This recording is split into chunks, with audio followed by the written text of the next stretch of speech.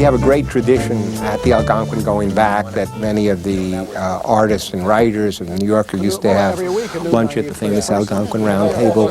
New Yorker cartoon editor Bob Mankoff reveres the magazine's past. In homage to the celebrated wits who gathered at the hotel's Round Table in the 1920s and 30s, he has created a cartoonists' round table, where the artists come together to dine, trade quips, and talk shop. If you were a cartoon editor, as I am now, what would you do differently? I would get rid of you.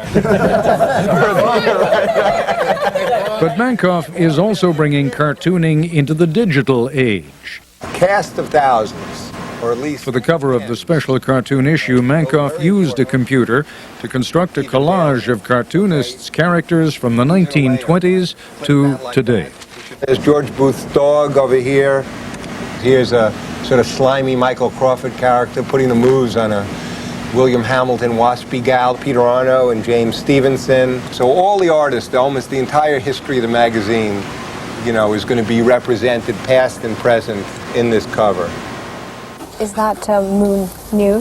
The moon is Steig's moon from a very famous cartoon. I love it. With the first all-cartoon issue, Mankoff and editor Tina Brown look to celebrate a comic art form that has become a signature of the magazine. So I think this should be classics for our time or something like that. Just make it two spreads of things that, you know, essentially I know people are going to laugh at it. The cartoons are such a sort of national treasure that people almost take them for granted. And it seemed like a good idea to, in a way, with one special issue, remind people of just how much they love these cartoons.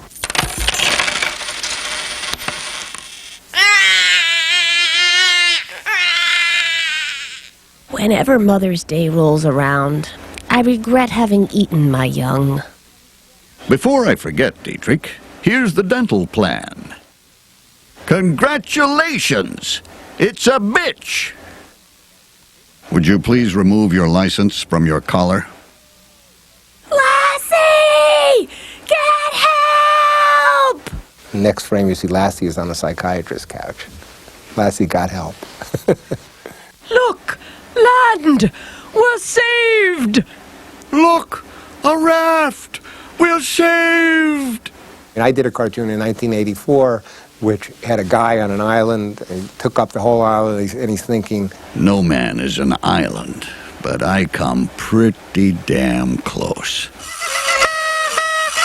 Surprise party. I'm flunking out of school! I want a divorce! That growth is malignant! I'm Fragger's daddy! I'm not really your mother! The boss is saying you're fired. Oh, the most terrible surprise you could be. Welcome to New York. Just kidding. Tunnel of Love. Exit.